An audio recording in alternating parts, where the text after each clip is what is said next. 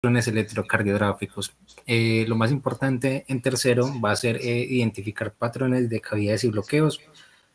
Al menos cuando yo estoy en tercero no tiraron pues aquí, nada más tiraron una taquiarritmia, que la tenemos aquí pues la tengo en una de las diapositivas, y bradiarritmias no tiraron, pero lo más importante es que ustedes sepan la lectura sistemática de un EKG en tercer semestre. Ya cuando uno está en quinto, en la rotación uno lo ponen a leer eso a la loca, entonces uno no mira si es ritmo sinusal ni nada de eso, sino que uno pues correlaciona la clínica con el hallazgo electrocardiográfico. Pero en tercero, si miran, si lo importante es que ustedes sepan sacar una frecuencia, que sepan si el ritmo es sinusal, si el EKG está bien tomado, y eso es lo que vamos a hacer en cada EKG, listo.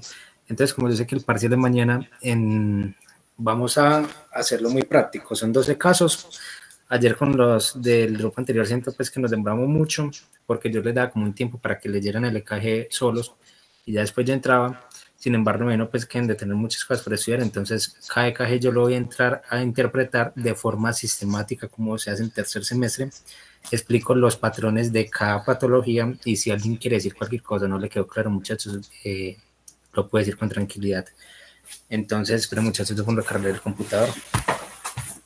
Bueno, otra cosa, y mientras voy poniendo a cargar el computador, es que no se asusten con EKG, porque en ese parcial tiran muchas preguntas de circulaciones regionales. Entonces, ¿sabe? Cuando yo hice ese parcial había mucha gente que era muy tesa leyendo el EKG, pues se le olvidó estudiar los temas de Narváez y la nota no fue tan buena por esas preguntas. Entonces, ahorita que terminen, si pueden darle una estudia de circulaciones regionales, sepan bien pues la circulación intestinal, la cerebral, pues la adaptación de presiones, la cutánea, porque sí salen muchas preguntas de eso, o al menos pues cuando yo lo hice. Listo.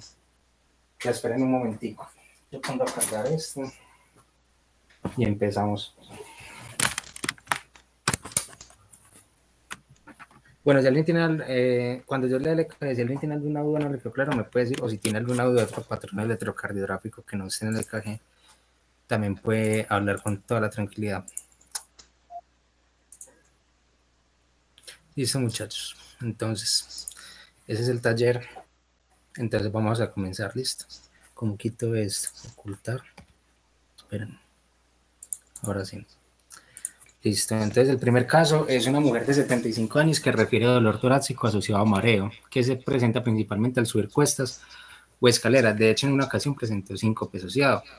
Entonces, bueno, es importante que uno en un EKG siempre conozca por qué se está haciendo el EKG. En ese caso vemos que es un evento crónico. Ella refiere a dolor torácico, pero en unas ocasiones específicas, o sea que no es algo pues que sea una urgencia, no es algo que se esté presentando en el momento por primera vez, sino que es algo con lo que ya lleva tiempo. Entonces, cuando uno más o menos sabe la cronicidad, o si es agudo, uno puede sacar, uno puede ir pensando en unas cosas. Por ejemplo, con ese cuadro yo no pensaría en un infarto agudo del miocardio, porque ya lleva mucho tiempo con eso. Entonces pensaría más bien en una alteración de una caída o un bloqueo, listo.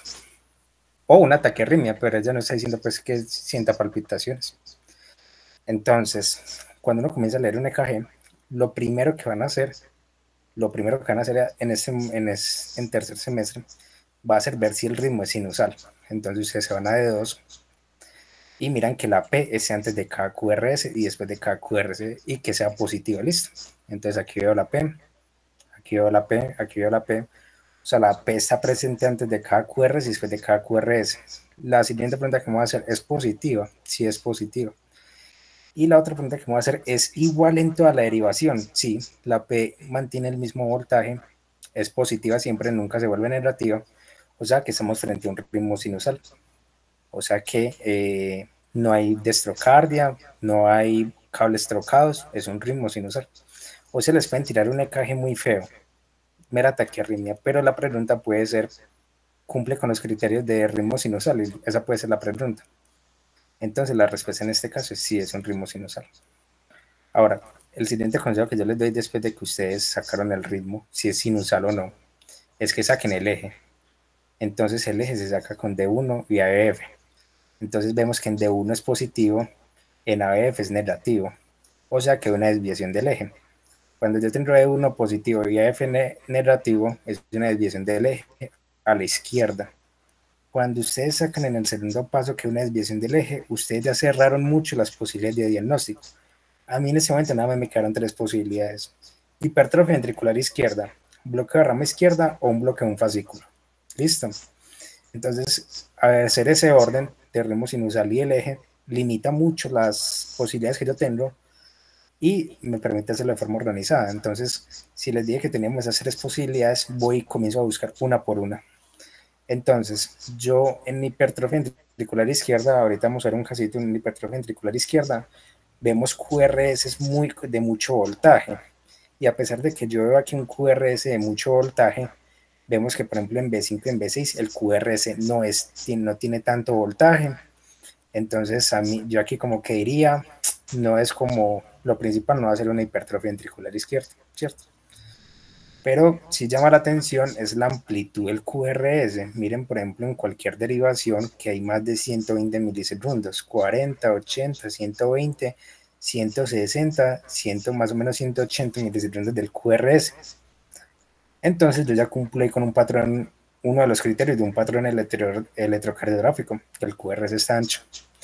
En hipertrofias ventriculares izquierdas, el QRS no es ancho. Entonces ya voy como descartando hipertrofia ventricular izquierda, ¿cierto? Y llama mucho la atención cuando les decía ahorita que en B5 y en B6 no, el QRS no era de mucho voltaje, llama mucho la atención ese QRS como si tuviera una muesca, ¿cierto?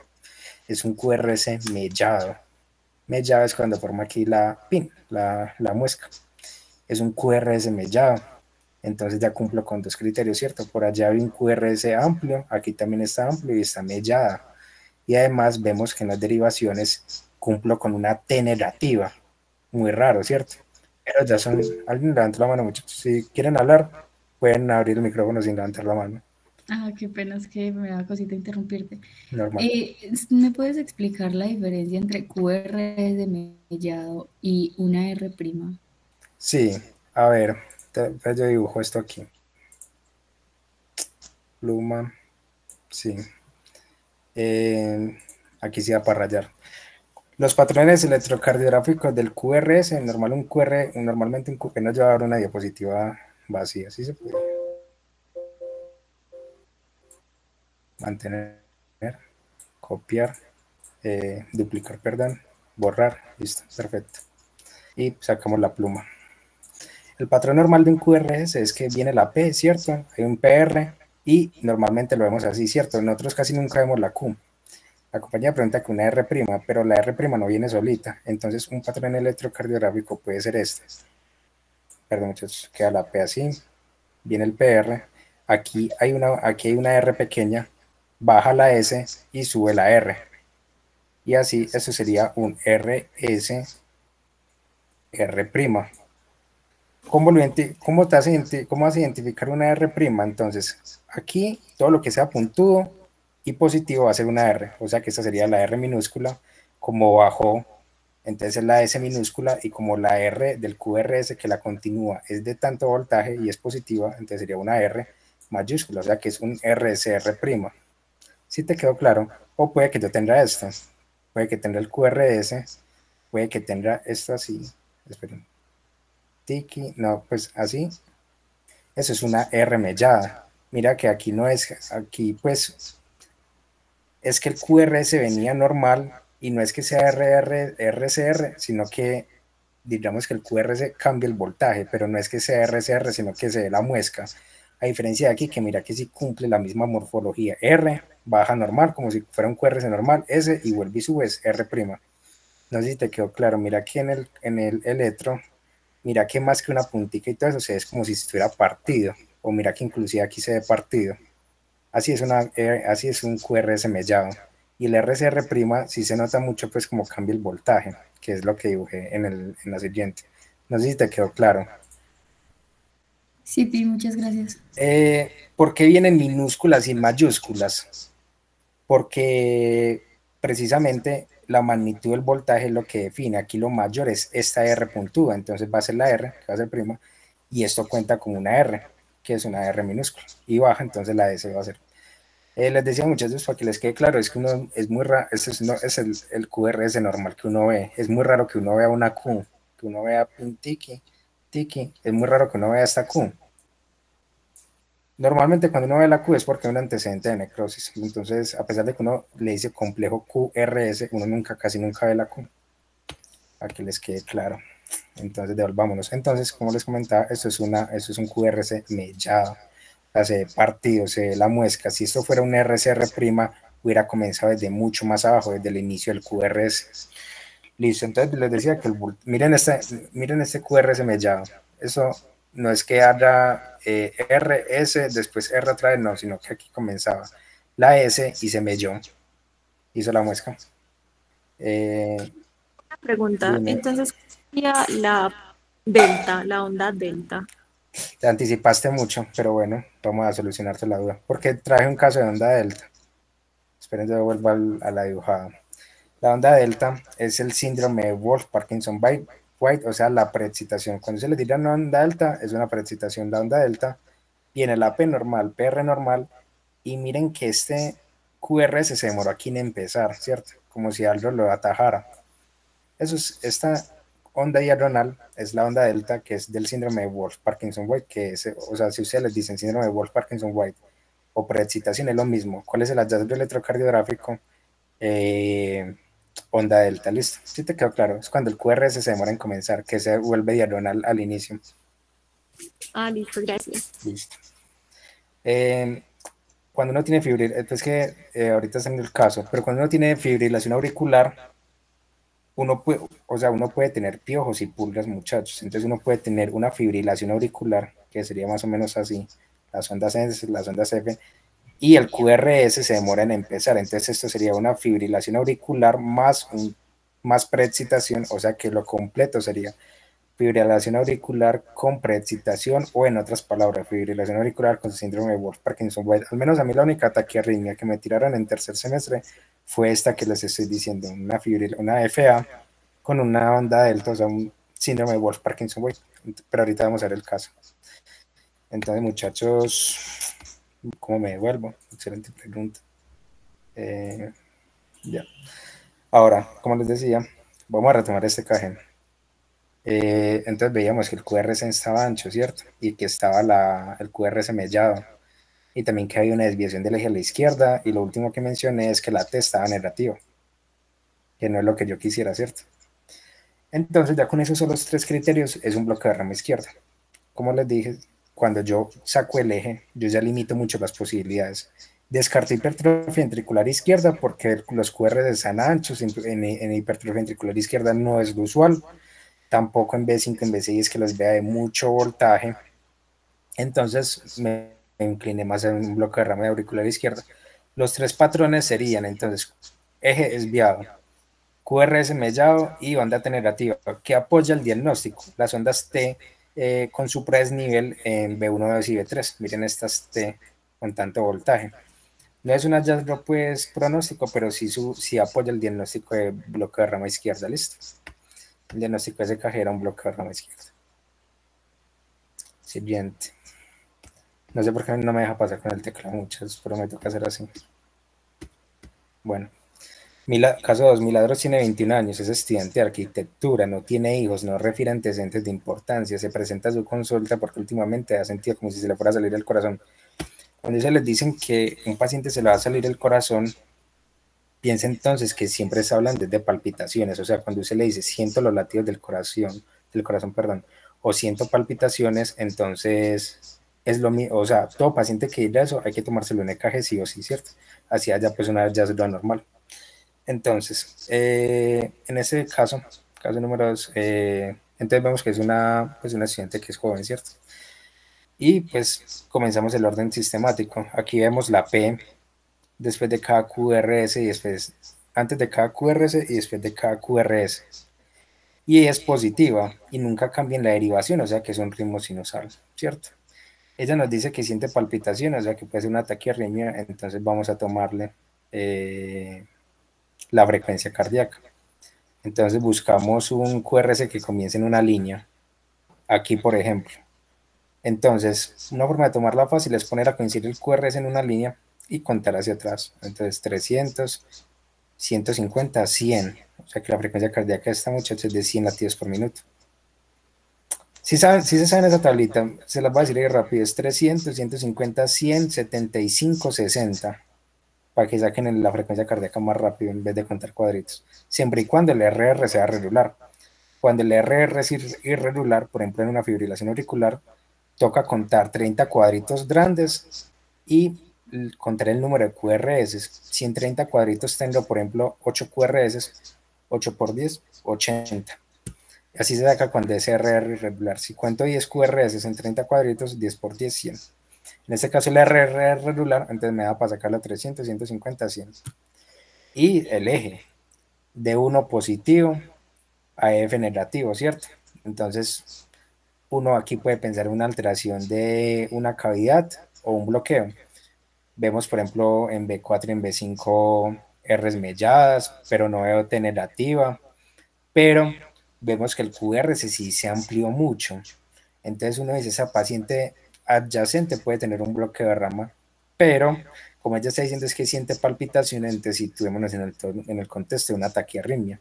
Y vemos en este KG cómo el QRS se demora tanto en empezar. O sea, miren que hay más de 120 milisegundos, pero es como si el QRS lo atajara algo para poder empezar. Y es la banda diagonal de la preexcitación. Entonces, ya sabemos que lo podemos decir que es una preexcitación o un síndrome de Wolff-Parkinson-White. Un hallazgo adicional al síndrome de Wolff-Parkinson-White, además de la onda delta, el PR tan corto. Miren que esta es la P, que esa chiquitica que hay aquí. Mire que el PR es tan corto que ahí mismo que termina la P, ahí mismo comienza la preexcitación. Es un PR súper corto. Entonces, los dos hallazgos del síndrome de Wolff-Parkinson-White es la onda delta que nunca va a faltar y el PR tan corto. Listo, entonces este era un síndrome de Wolff-Parkinson-White. Bien. ¿Alguna duda, muchachos, con síndrome de Wolff-Parkinson-White? Nada más es que dan la onda delta y listo. Como les digo, uno puede tener piojos y puede tener ácaros o cualquier cosa. El síndrome de Wolff-Parkinson-White puede ser acompañado a otra patología. Puede ser una fibrilación auricular con un síndrome de Wolff-Parkinson-White. Listo. Caso 3, paciente masculino de 56 años, acude a urgencias con dolor torácico y vómitos de 90 minutos de evolución. O sea que estamos ante un cuadro agudo y vamos a un señor que está un poco mayor, ¿cierto? Y es un dolor torácico, entonces me sitúa en un evento agudo. Entonces vamos a hacerlo por orden. Yo veo la P antes de cada QRS, es esta, y después de cada QRS, y es positiva. Y es la misma en toda la morfología, o sea que es un ritmo sinusal. Vamos a sacar el eje de 1 positivo a F positivo. A F no hay una desviación del eje. Y ayer una compañera de usted, entonces vamos a tomar la frecuencia cardíaca. Aquí comienza el QRS. Entonces, como les digo, se van hacia atrás. 300, 150, 100, 75, 60 latidos por minuto. No es en bradicardia, es en todo límite, pero no es bradicardia, listo. Y ya ahora situándonos esos son los criterios de estandarización. Ahora situándonos en el contexto de lo que tiene el paciente, uno de ojo, pues ve la elevación del ST en D2, D3, ABF. O sea que está pasando algo en la cara inferior del corazón, que es un infarto agudo del miocardio. ¿Por qué no es una pericarditis? ¿Por qué no es una pericarditis si son los mismos síntomas y también hay elevación del ST? La forma más fácil de diferenciar los dos es que si usted le pone dos ojitos a la elevación del ST, hace una cara triste, ¿cierto? La elevación del ST, cuando hace una cara triste, es un infarto agudo del miocardio. Si usted le hace una carita feliz, es una pericarditis. Listo. O sea que cuando es cóncavo es infarto agudo del miocardio, cuando es convexo sería una pericarditis. Y cuando uno tiene un infarto, pues va a las caras en espejo. En caso, ¿cuáles son las caras en espejo de 2, 3 y ABF? Sería B1, B2 y B3, o sea, la parte superior del corazón, y vemos que hay un descenso del ST. Eso es un cambio recíproco, o también llamado cambio en espejo. Diagnóstico, infarto agudo del miocardio, ¿de dónde? De cara inferior. Conductas serias que les pueden preguntar en casos específicos de infarto agudo del miocardio de cara inferior. Tomar derivadas precordiales derechas. En el caso en el EKG normalito que tenemos, con que se le dé un milímetro de uno de los cuadritos, cumple pues para cumplir con elevación del ST. En el caso de que haya un EKG de derivadas derechas, con que se suba nada más 0.5 milímetros, confirma que hay una extensión hacia cara posterior del infarto, ¿listo? No les van a tirar un EKG de derivadas derechas, porque eso pues es en un contexto de urgencias, pero si les preguntan con que nada más hay una elevación de 0.5 milímetros en derivadas derechas, confirma la extensión del infarto, ¿listo? Entonces, ¿cuáles fueron los hallazgos? Un ST que miren la carita triste y los cambios recíprocos en las caras contralaterales. Era un infarto del miocardio. Listo. Los otros tutores utilizaron un EKG para explicar hipertrofia ventricular izquierda. Era muy borroso, igualmente ahorita se los voy a mostrar, pero yo conseguí un EKG mejor para los muchachos de ayer y pues decidí utilizarla también para hoy. Entonces, igualmente, si tenemos un hombre de 55 años con una hipertensión no bien controlada de 10 años de evolución, consulta por disnea. Entonces, ¿qué es lo que uno va a hacer siempre en un EKG?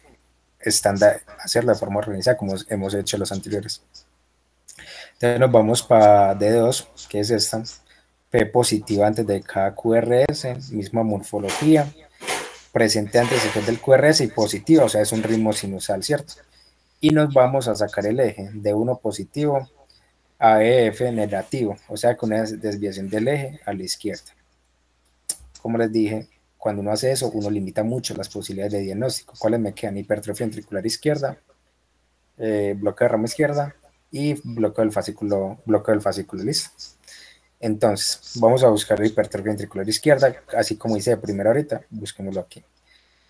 Cuando uno se va a las derivadas precordiales, vemos como el QRS en B5 y en B6 es súper amplio.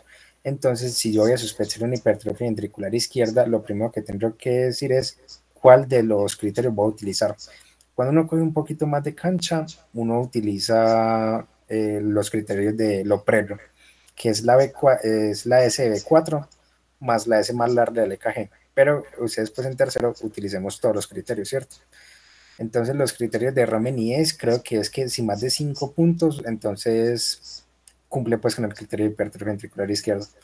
Otra cosa es que a ustedes les puede dar positivo con Romain-Nies, con Loprelo no, con Chocolate no. Entonces no se asusten si no les da con un criterio, porque es que ningún criterio es sensible, pues es lo suficientemente sensible.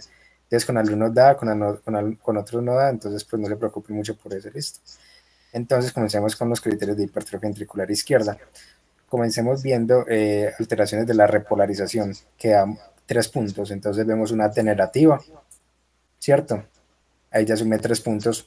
Y la desviación del eje da 2 puntos, creo. Entonces ya sumé 5 puntos. Entonces yo con eso ya podría decir que confirmé la hipertrofia ventricular izquierda, pero vamos a hacer pues todo el ejercicio. Entonces vamos a sumar las R's y las S. Entonces sería que en las frontales haya una R, una S mayor de 20 milímetros. Busquemos lo más largo que haya, por ejemplo esta. 5, 10, 15, 16, 17. Aquí no me cumplió. 5, 10, 15, también aquí hay 17 milímetros. Y bueno, con ese criterio no cumplió. Entonces vámonos con un criterio indirecto en B1, que sería una R bifásica. Mírenlo aquí, vamos a meterles un... Miren que la P tiene un componente bifásico, es positiva y negativa. O sea que ahí me sumó 3 puntos y ya tenía como 5 de lo anterior, ya llevo 8 puntos, más confirmado imposible. Pero vamos a seguir sumándole criterios. Vamos a sumar las R's y las S's, que es en B1 y en B2. Entonces 5, 10, 15 y aquí da 5, 10, 15, 20, 21, 22 y aquí coge 23 y 24 como más 12 que tenía allá, da más de 30 milímetros de mercurio. O sea, este KG cumple con todos los criterios de Romain-Nies para hacer como hipertrofia ventricular izquierda, pero utilicemos por ejemplo otro criterio, utilicemos los de Sokolov-Lyon, que es la RB5 más la SB1. Entonces la RB5 5, 10, 15, 20, 25, 27, 28, 29, 30, no, esperen, 5, 10, 15, 20, 25, 27, 28, 29, más la SB1, 5, 10, 15 y tenía 29, da más de 40 milímetros de mercurio sobrado, o sea que con Sokolov-Lyon también dio.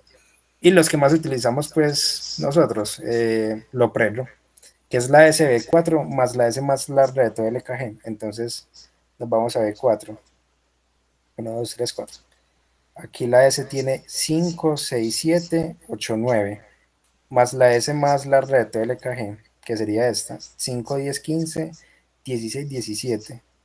Más los que tenía aquí, 5, 10, da más de 28 milímetros, que es el criterio del oprero para que se cumpla con hipertrofia ventricular izquierda. Entonces vemos que este EKG, muy del libro, cumplía con todos los criterios. Les voy a mostrar el EKG que tenían los otros tutores, que este pues es del libro, pero hay un EKG que no se ve tan bueno como es. Vamos a ver si es este. Si es este, mírenlo aquí. Entonces miren que por ejemplo este no tenía desviación del eje a la izquierda, D1 positivo, AF positivo, aquí no hay desviación del eje a la izquierda. Sí cumplía con los criterios de la suma de las R y las S, porque vean que eran tan largos que inclusive se solapaban. Pero por ejemplo vea que en B1 no había componente bifásico, no había trastornos de la repolarización, no había T negativa. Entonces cuando yo miré este EKG nada más daba con lo prero. Entonces lo que les quería mostrar es que un EKG con hipertrofia ventricular izquierda puede dar con un criterio de calificación, por ejemplo lo prero, pero puede que no te dé con Cornell, puede que no te dé con Socolo Lion, puede que no te dé con el modificado, listo. Ya pues, en ese momento les toca aprender todos los criterios, pues ya uno después utiliza nada más lo prero, o si te vuelves pues muy teso. Hay unos artículos que dicen que si vos coges la R de ABL y suma más de 11 milímetros de mercurio, lo más probable es que ese paciente tiene hipertrofia ventricular izquierda. Entonces miren, 5, 10, 11, 12 y aquí 13, 14 tiene más de 11 milímetros de mercurio, 11 milímetros después del EKG. Entonces ese paciente así uno, con solamente esa derivación uno podría decir que lo más probable es que tenga hipertrofia ventricular izquierda. Pero ese truco no se lo van a aprender todavía, se lo aplican cuando estén rotando. Listo. ¿Alguna duda, muchachos, con hipertrofia ventricular izquierda? Listo. Bueno, caso 5. Paciente femenina de 56 años de edad, hipertensa, consulta al servicio de urgencias porque refiere que se le va a salir el corazón y además expresa que tiene dificultades para respirar. Le realizan un EKG, el cual muestra los siguientes resultados. Entonces, mire que cuando uno, lo mismo que les decía ahorita, cuando un paciente dice que siente los latidos del corazón, que se le va a salir el corazón, que siente el corazón en el cuello, es una palpitación, y todo paciente con palpitación le vas a tomar un EKG de forma muy juiciosa. Entonces comenzamos de forma estandarizada. ¿Ves la P antes de cada QRS y después de cada QRS? Uno de pronto pensaría que esta es la P, ¿cierto? Y que esta es la P también, pero se ve como muy irregular, ¿cierto? Porque, por ejemplo, yo aquí veo una T, esto entonces ¿qué es? Y esto entonces ¿qué es? Entonces yo no podría decir que eso es un ritmo sinusal, me queda la duda, pues no es que me quede la duda a mí, sino que en general cuando lo estás interpretando yo no podría afirmar de que eso es una P. ¿O será que aquí entonces hay un bloque auriculoventricular y una P que no está conduciendo? ¿O es que la línea de base quedó mal tomada, el paciente se movió, de pronto porque está haciendo mucha palpitación? Entonces aquí no vas a decir que es un ritmo sinusal, no tienes la certeza para afirmar. Listo. D1 y AF vamos a sacarle el eje. D1 está predominantemente positivo, no tanto, pero sí es más positivo que negativo. Y AF positivo, no hay una desviación del eje. Y como ella dice que se la salida del corazón, entonces nos vamos a situar en el contexto de una taquicardia. ¿Podemos contar 300, 150, 175, 60 en este EKG con los cuadritos? No, porque el RR no es constante, el RR es variable. ¿Qué toca hacer aquí? Contar 30 cuadritos grandes, contar el número de QRS y multiplicarlo por 10. Si a mí me dio 8 QRS en 30 cuadritos, 8 por 10, 80. 9 QRS, 9 por 10, 90, listo. Así se saca con el RR variable. Y aprovechamos el dedo largo para interpretar la taquiarritmia. Ya sé que es un RR que es variable, listo. Bueno, no sé los que hicieron en la tutoría de taquiarritmias, pero vamos a aprovechar para recordarlo. Cuando ustedes se enfrentan a una taquiarritmia, ustedes se van a hacer 3 preguntas, pero lo más importante son las 2 primeras. La primera es, ¿el RR es variable o es constante? Es variable, ¿cierto? Bueno, ahí ya limité el 30% de la taquiarritmia. Lo otro, ¿el QRS es ancho o estrecho? Este QRS es estrecho. Entonces ya limité el 90% de la taquiarritmia. el 5% de la taquiarritmia recente va a decir, ¿soy capaz de ver la onda P? La respuesta es, no estoy seguro que estoy viendo la onda P. Ya sacaste el 99% del diagnóstico de la taquiarritmia. Tenés una taquiarritmia que es de RR variable, QRs estrechos y no estás seguro que estás viendo la onda P. Que veo una línea de base súper interferente. ¿Y cómo se llaman todas estas partes? No va para meterle más zoom, pero si le ponen los ojos de la F, no es que ni siquiera con ojos de la F, eso se ve como si fuera mascado. Sube y baja, sube y baja, sube y baja. Eso se llaman las ondas F. Las ondas F son propias de la fibrilación auricular. ¿Listo? El diagnóstico es una fibrilación auricular. La taquiarritmia más frecuente del mundo. Si el RR fuera constante y yo tuviera las ondas F y el QRS fuera estrecho, sería una taquiarritmia muy similar, ¿cierto? Lo único es que el RR fuera constante. ¿Qué sería? Un flúter atrial. La única diferencia entre el flúter atrial y la fibrilación auricular es la variabilidad del RR. En fibrilación auricular el RR es variable, en el flúter el RR es constante. ¿Listo? ¿Qué les puede salir? Lo que me salió en tercero. Pues me meto en tercero, no explican casi taquiarritmias y yo no me sabía en ese momento lo de la onda delta.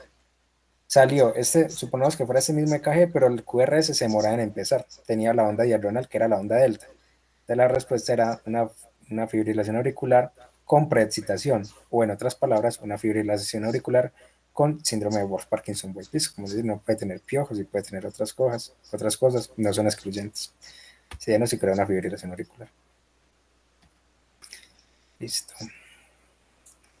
Caso 6. Paciente de 45 años de edad con antecedente de asma y refiere pues que es fumadora. Con antecedentes de edad, bueno, fuma aproximadamente un paquete y medio al día, llega al servicio de urgencias con una marca de dificultad respiratoria. Bueno, vamos a hacerlo de forma organizada. La verdad que es un evento que a uno lo sitúa que si será rudo o crónico, uno no tiene tanta certeza porque hace cuánto tiene la dificultad respiratoria, ¿cierto? Muchas cosas, una disnea puede ser de larga data o puede ser de aparición súbita. Entonces, al menos por enunciado, no fui capaz de sacar el diagnóstico. Entonces, ¿qué tocó? Hacer toda la interpretación del EKG. Entonces, comenzamos con, primero, ritmo sinusal, P antes de cada QRS, después de cada QRS, misma morfología y positiva en toda la derivación, es un ritmo sinusal.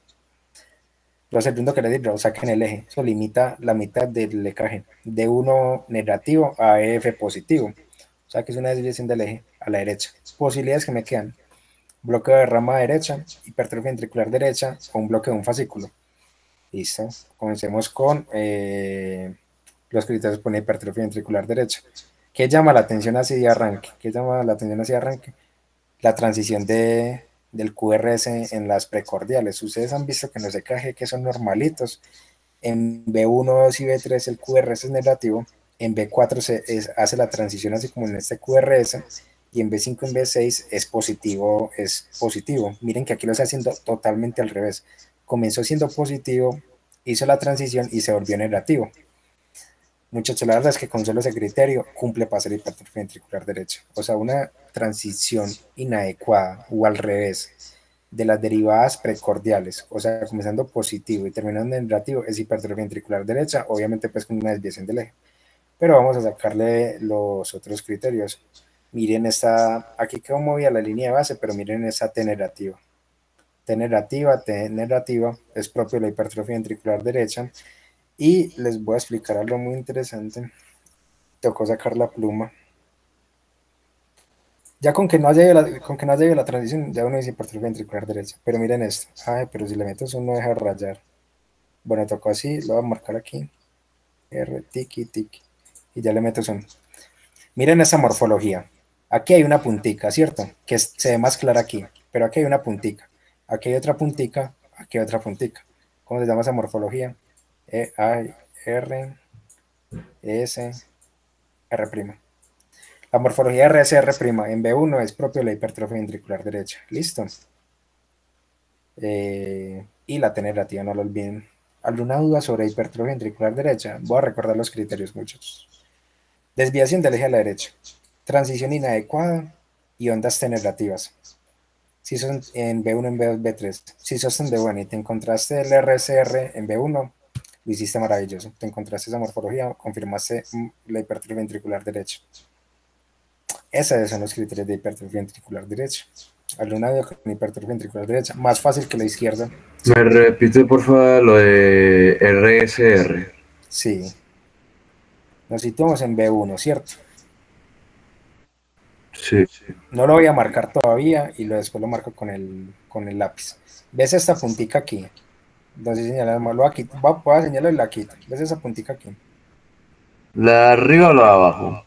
Aquí donde está señalando el segundo dedo del cursor. Aquí, la voy a poner y la voy a quitar. La está señalando, está muy pequeñito. Aquí se nota más. Sí, pero que apunta para arriba. Ajá, el que apunta para arriba, excelente. ¿Ves la segunda puntica, la que apunta hacia abajo? Ajá. Y esta es Ay, RSR. Entonces la voy a señalar otra vez con el puntero. ay, es que no había visto la primera punta. Sí, en la que la hice pues era muy abajo, pero en las otras es súper clara. Voy a rayar otra vez. Y después le meto un tiki, tiki, tiki. Y le meto zoom. Entonces miren, la primera puntica es esta es la R minúscula. Esa que estoy señalando la voy a quitar. ¿Sí? Okay. Como es positiva, es una R. Esta de abajo es una S, porque es una volta generativo. Es una S minúscula porque es chiquito. Y la R grande, prima, es la que predomina en el QRS porque es positiva. RSR prima. Presente en hipertrofia ventricular derecha, pero solamente en B1, listo. A pesar de que aquí se ve muy bien, nada más aplicaría para B1, listo. Listo. Muchas gracias. Dale. Listo, muchachos. Más fácil que hipertrofia ventricular izquierda, sí. Caso 7. Pida es una paciente de 49 años, casada, una hija, tiene antecedentes de endometriosis, de más niebla. Se presenta al servicio de urgencias porque hace 30 minutos siente una taquicardia, que lo comienza cuando se para de la cama, o sea, un evento agudo. Interpretémoslo en orden. Sosca, vamos a sacar el ritmo sinusal. Yo soy capaz de ver la P aquí, ni siquiera soy capaz de verla. No podría ser que sea antes de cada QR y después de cada QR porque ni siquiera la veo. No es un ritmo sinusal. Ritmos en orden. D1 positivo. AF positivo, no hay una desviación del eje. Listo. Y como es un ataque cardíaco, que es lo que ella comenta, nos vamos a ir a un D2 largo. El R, bueno, entonces lo vamos a hacer en orden con las tres preguntas que le dije. ¿El RR es constante o es variable? Yo lo veo constante, ¿cierto? Inclusive saquemos la frecuencia, 300, 150. Listo. Ya me hice la primera pregunta, limité el 30% del ataque arritmia. La segunda pregunta, ¿el QR es ancho o estrecho? Es estrecho, ¿cierto? Limité el 90% del ataque arritmia. La tercera pregunta, ¿soy capaz de ver la onda P?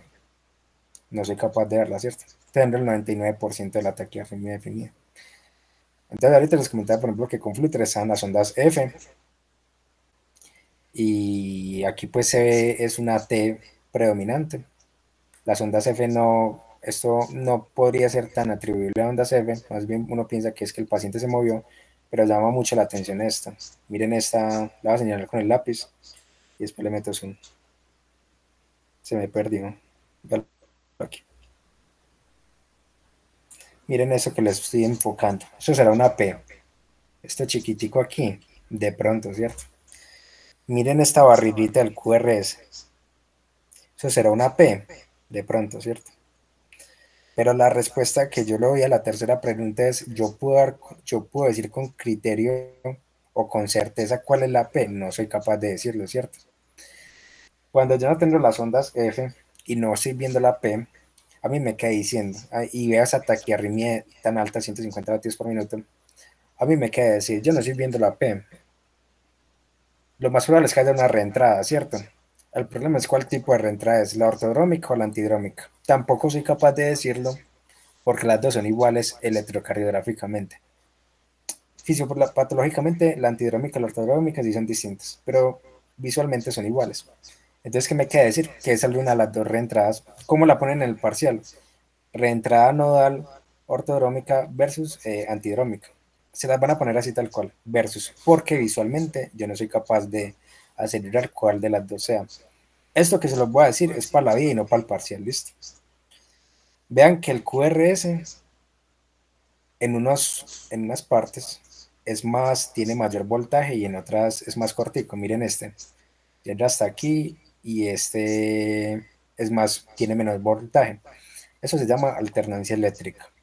Cuando hay alternancia eléctrica, es más fácil que sea, es más probable que sea antidrómica. La reentrada por movimiento, pues antidrómica tiene alternancia eléctrica, la ortodrómica no. Pero eso para que les quede listo. No es suficiente con que ustedes digan que es reentrada nodal versus reentrada auriculoventricular con movimiento ortodrómico, listo, es suficiente.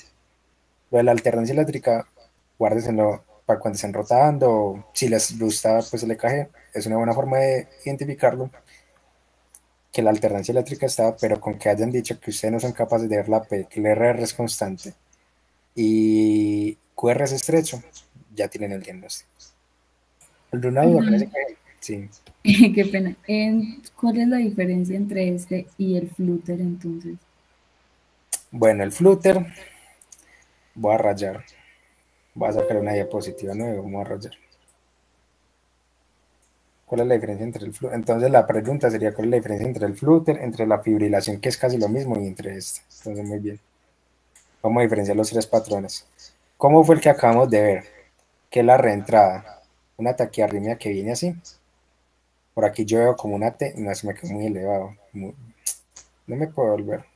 Pero muchachos, borrar, se quedó muy feo. Ahora sí. Un QRS que venía, ¿cierto? Una P amplia, se venía así, otra QRS, otra T, otro QRS, a veces aparecía como una P que yo no estoy seguro si esa era la P y así. Entonces en la reentrada por movimiento ortodrómico o antidrómico, vos no sos capaz de decir cuál es la P. De pronto sería esta, ¿cierto? Pero no sos capaz de decirlo con certeza. El flúter es esto. Viene el QRS y la línea de base se pone así, como los dientes de un serrucho. Esas son las ondas F, ¿listo? Esto sería un flúter. Ondas F.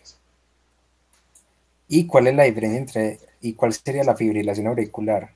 Es lo mismo, QRS, ondas F, pero el RR es irregular, entonces luego lo tengo así, luego se me amplía más esto, luego así, luego se me acorta otra vez. Entonces, así son los patrones. Entonces, en movimiento ortodrómico, antidrómico, no soy capaz de ver la P nunca fui capaz de verlo. En flúter atrial tengo las ondas F que parecen los dientes de un serrucho, acuérdense así, y el QRS es constante. En la fibrilación auricular tengo otra vez las ondas F, los dientes en serrucho, pero el RR es variable. ¿Listo? Esa es la diferencia entre los tres. Hay gente que sí se confunde entre los tres, entonces buena pregunta. ¿Sí te quedó claro? Sí, gracias. Listo. Entonces, devolvámonos, ya que tenemos esos dos conceptos claros, devolvámonos al de la fibrilación. Mantener. Hipertrofia. Bueno, aquí estamos en fibrilación. Miren las ondas en serrucho. Un serrucho. Y miren que el RR es variable. ¿Listo? Entonces, fibrilación. Y miren la R entrada. Miren la R entrada. Yo veo la onda T. Perdón, sí, la onda T, el QRS, pero yo no soy capaz de decir dónde está la P. ¿Listo? No, yo ahí no, eso es más de la línea de base movida, eso no son ondas F, listo. Las ondas F se ven más isoeléctricas, aquí se ven más como si se hubiera movido el paciente. Listo. Esperen, muchachos, yo quiero que ustedes se vayan completos, melos para el parcial. Mañana les voy a mostrar también el flúter si lo tengo. Aquí, esperen, muchachos, que yo la tengo en medio, pero ¿por qué no deja copiar? Pues, no, muchachos, o sea, ya, esperen. Voy a mover, muchachos, que les voy a mostrar para responderle bien a la compañía, que les quede claro. No me deja escribir, muchachos, no sé. Bueno, ahorita lo cuadro. No sé por qué no me deja, mira, ya no me deja presentar, no sé, parece ese computador se volvió. Bueno, sigamos. Ahorita si este computador soluciona, les muestro el flúter. Pero el flúter es lo mismo que la fibrilación auricular con el RR constante. Entonces dice que David es un niño de 3 años quien lleva control periódico con el pediatra. A la auscultación cardíaca le encuentra un desdoblamiento del segundo ruido del segundo ruido. Para confirmar que no se trata de nada grave, sí envíale un EKG. Entonces miren que es un paciente que estaba previamente sano. Entonces haremos de forma organizada. Miren que la onda P está positiva antes de cada QRS y después de cada QRS.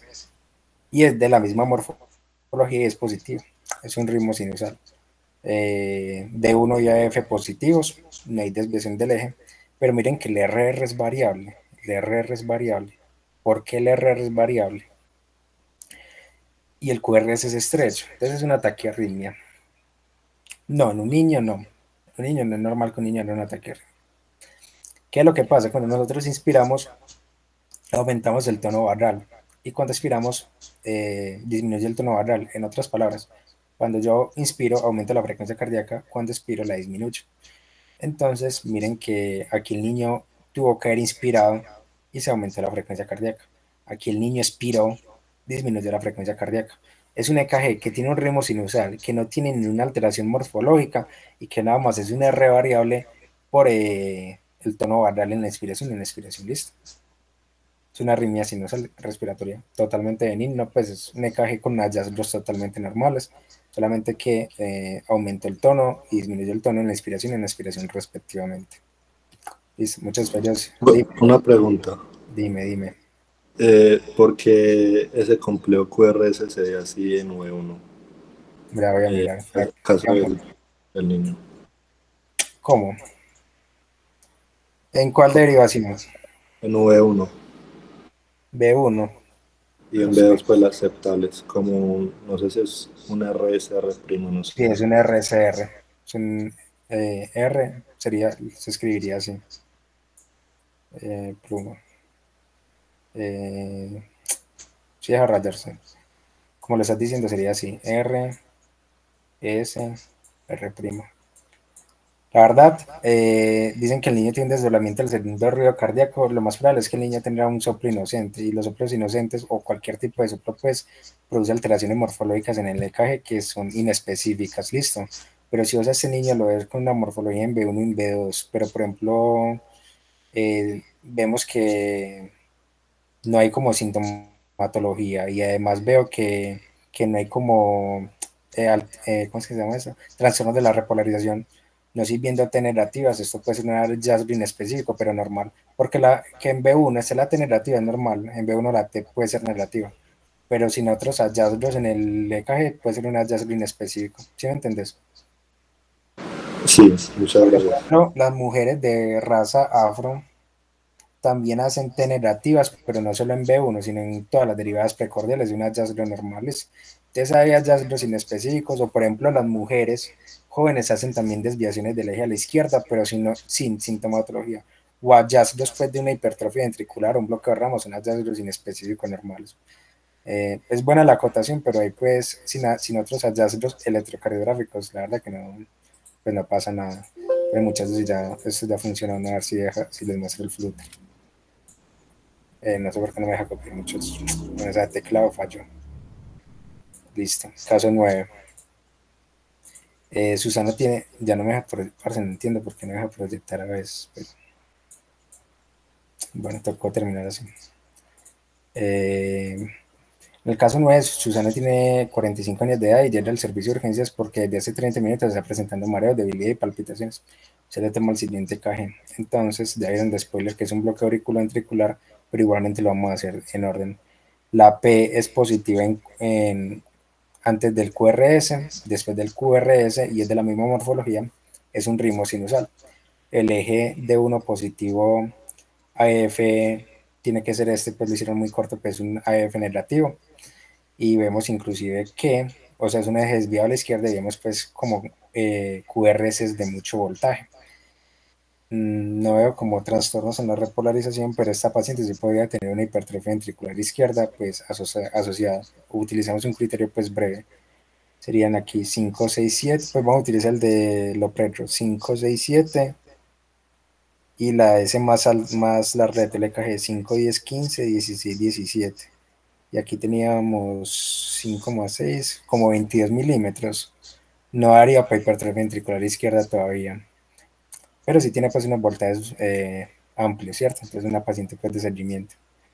Pero igualmente ella lo que está diciendo es que en el momento presenta mareos, debilidad y palpitaciones. Entonces nos vamos al dedo largo. Y en el dedo largo, ya dejo producto. En el dedo largo, vemos que está la P, ¿cierto? Y aquí está otra vez. Hasta aquí venía en ritmo sinusal. Pero miren que esta P dejó de conducir de un momento a otro.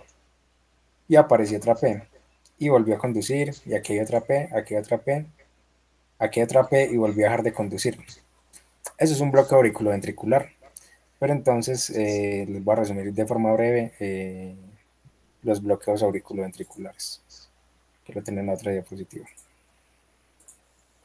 Entonces, resumiendo pues la tutoría de bradiarritmias, ¿cómo es un bloqueo de primer grado? Un bloqueo de primer grado, lo único que a ustedes les importa es que el PR se prolonga, ¿cierto? Pero el PR nunca deja de conducir, solamente se prolongó y ya. Los bloqueos de segundo grado se dividen en dos, MOVITS 1 y MOVITS 2. El MOVITS 1 es que la P se comenzó a alejar del QRS, entonces mire que aquí había un PR, aquí hay un PR un poquito más largo, hace que la P se cansó y dejó de conducir. O sea, es un PR que se va prolongando en la misma derivación hasta que deja de conducir. En MOVITS 2 es el PR nunca se prolonga, pero en algún momento deja de conducir, que fue lo que le pasó a la paciente anterior. La paciente anterior, el PR venía normal, nunca aumentó el PR, se mantenía normal y en un momento a otro dejó de conducir.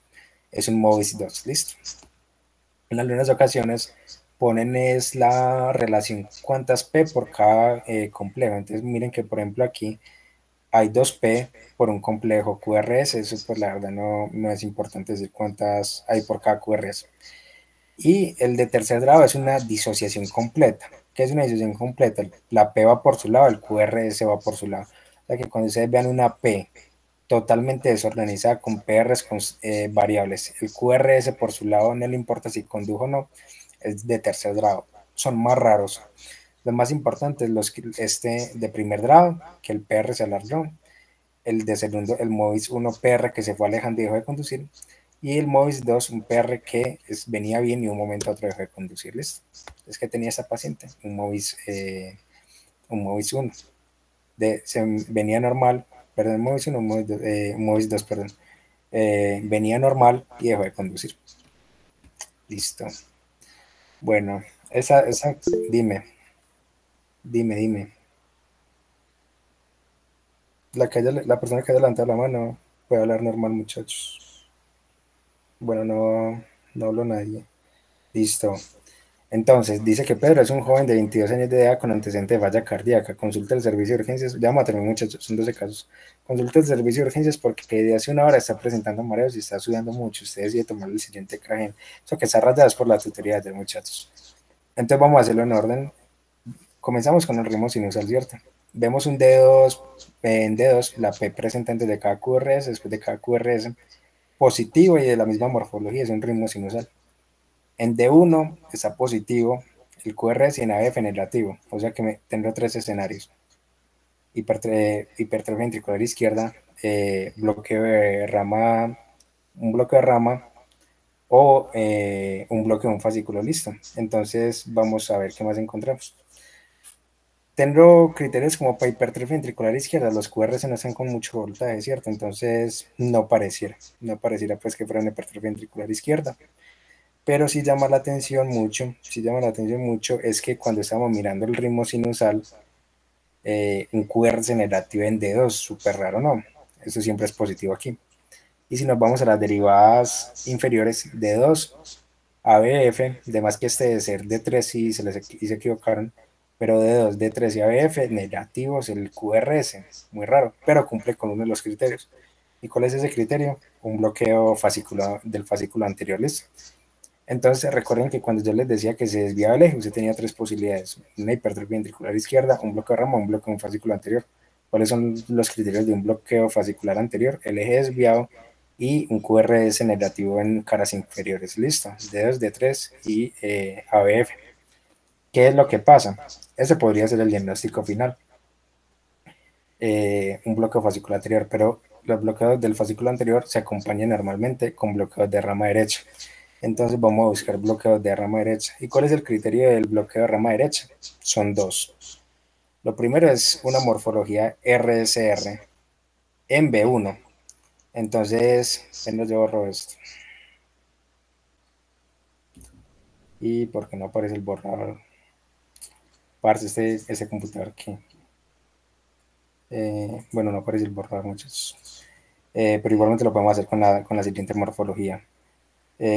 Con los ojos de la fe, van a ver que aquí es más prominente aquí, pero aquí hay una puntica. Esa sería la R negativa. Aquí hay otra puntica, esa es la S minúscula. Y la punta del QRS es RCR. Entonces, los bloques de rama derecha tienen esta morfología, RSR en B1 más la S empastada en B6, pero ese no tiene S empastada en B6, ¿listo? Entonces nada más cumpliría con el criterio de bloque de rama derecha de RSR en B1. Y lo que... Es una Dime, empastada. ¿cómo? No. ¿Qué es una empastada? Empastada es lo mismo que mellado, ¿listo? Como les decía, la muesca. Entonces sería que la S viniera así. Sería que viniera así, la R, y que la S hiciera esto.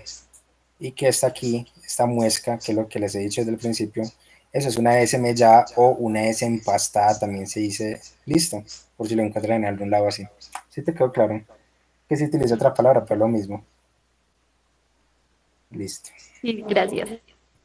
Lo que les estaba explicando ayer, que en el bloque del fascículo anterior, una morfología que uno tiene es el RS. Entonces, ¿el RS qué es?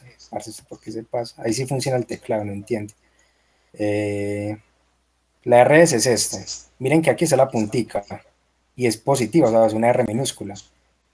Y la S es negativa y es predominante. Entonces, ¿cómo se llama esa morfología? RS. Este caje sirvió para explicarle a la compañera que pregunté al principio sobre las otras morfologías. Faltaba esta. RS'. ¿Por qué R minúscula? Porque la R es muy chiquita. Aquí está la punta. ¿Y por qué S mayúscula? Porque la S es la que predomina. Y prima. Morfología propia del bloque del fascículo anterior. Listo. Entonces, cuando usted tiene, acuérdense que cuando usted tiene un bloque del fascículo anterior, se puede acompañar de bloqueo de rama derecha. O sea, usted va a ir a buscar por descarte. Ese nada más cumplía con un criterio de bloqueo de rama derecha. Pero entonces, cuando tiene los dos, se llama bloqueo bifascicular. Bloqueo de rama derecha más bloqueo del fascículo anterior. Bueno, Juan tiene 50 años, acude al servicio de urgencias con dolor de pecho de 15 minutos de evolución de aparición súbita y que mejora el inclinarse hacia adelante. Le tomo en el siguiente KG. Bueno, entonces vamos a hacerlo de forma organizada, pero ¿qué les llama la atención? Que es un evento agudo, ¿cierto? Cuando ya el próximo parcial que es en biología, se van a entender que esto que dice que mejora el inclinarse adelante se llama posición meomatana. Cuando un paciente tiene posición meomatana, no le toca hacer el EKG porque se ya sabe que tiene pericarditis. El signo sugestivo de la pericarditis es inclinarse hacia adelante, que se llama posición meomatana. Entonces, igualmente vamos a interpretar el EKG completo. Entonces, D2, veo la P, si la veo y está positiva, es de la misma morfología, antes de cada QRS, después de cada QRS, o sea, es un ritmo sinusal, el eje como está, D1 positivo a F positivo, no hay desviación del eje. ¿Y qué llama la atención? Esos ST tan elevados en B1, 2, B3 y en D2 y D3, en D2 principalmente también hay una elevación del ST que se ve mejor en el ST largo. Hablamos del truco que les dije de ponerle ojitos. Parce, ¿qué le pasa a esto? Me estresa esa vuelta. Pillen, si le ponemos la carita, los ojos, es una carita feliz. Cuando hace la carita feliz es pericarditis. Cuando hace la carita triste es infarto agudo del miocardio, que eso es lo que les estaba explicando ayer al grupo pues que entró. Pero eso puede variar, ¿cierto? Puede ser que el ST lleve mucho, por ejemplo, si es un infarto agudo del miocardio, lleva mucho tiempo, la morfología del ST cambia. Entonces hay un signo más sensible, mucho más sensible, y acuérdense de ese siempre porque es el que menciona Jaramillo, es el descenso del PR. Entonces mírenlo aquí en esta imagen pues que saqué. Miren que viene la P y miren que desciende el PR, listo. El descenso del PR siempre va a ser pericarditis, listo. Pues acompañado obviamente de la elevación del ST. Aquí miren que da la carita feliz, pero la imagen atrás es para que haya un descenso del PR. Miren que aquí en B3 también se ve. Lo voy a señalar y le pongo zoom. Miren el PR como descendió, listo. El principal signo de la pericarditis en un EKG es un PR descendido, además pues de la elevación del ST, listo. Pericarditis aguda. Y el último caso.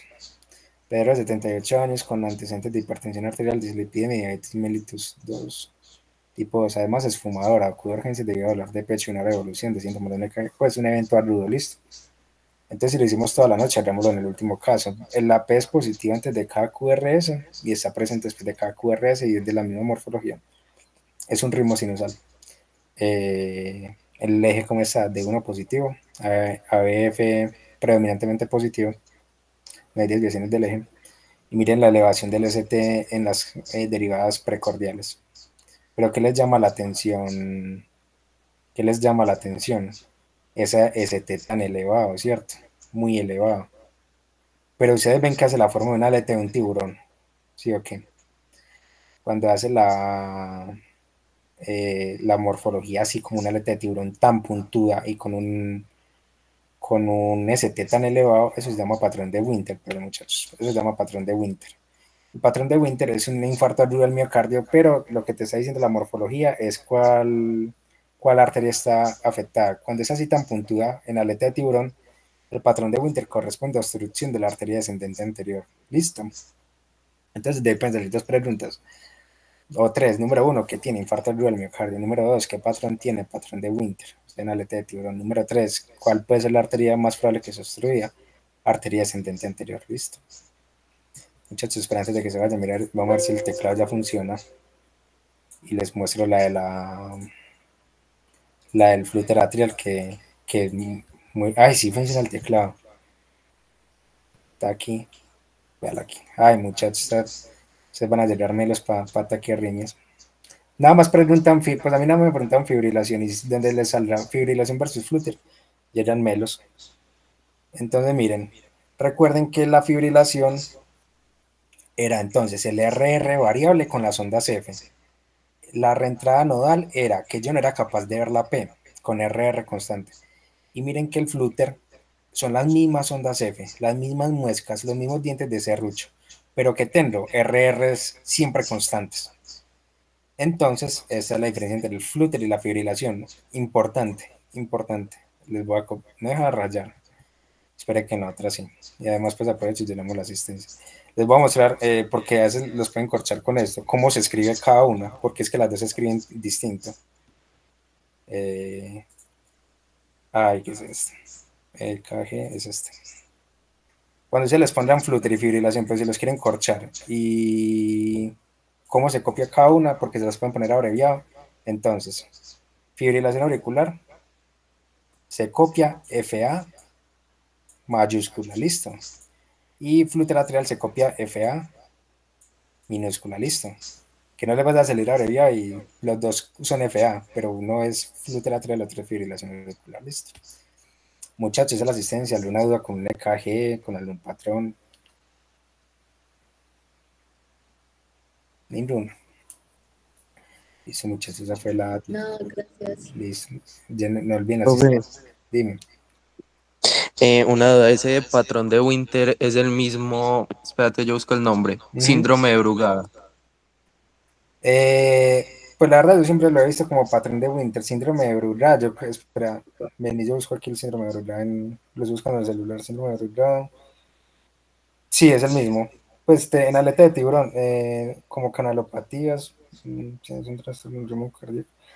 Parce, pues la verdad yo siempre lo había, este es el patrón de Winter, siempre lo había encontrado como, pues como patrón de Winter. Sin embargo, estoy viendo aquí en internet y mantiene pues la aleta de tiburón, entonces sí debe ser el mismo. Pero la verdad pues no te podría afirmar que es el mismo exactamente porque no lo había escuchado. Pues cuando uno en quinto hace un curso de EKG de 8 semanas con Jaramillo y pues siempre hablamos de patrón de Winter. Sin embargo, pues si ves como la misma morfología, podría ser el mismo, pero no me atrevería a decir que es el mismo, listo, porque ni siquiera lo conocía. Aunque viendo aquí pues en internet veo que el ST sí está muy elevado y pues en forma de tiburón. Pues en la página de MyEKG si lo ponen como aleta de tiburón, entonces sí, probablemente sea el mismo, listo. Listo, muchas gracias. Listo, muchachos, ¿alguna otra duda? Bueno, esa es la asistencia, muchachos. Mucha suerte para mañana. No olviden circulaciones regionales. Y listo. Muchas gracias. Listo. Gracias. Con gusto. Gracias. Con gusto. Gracias. Pablo. Ah.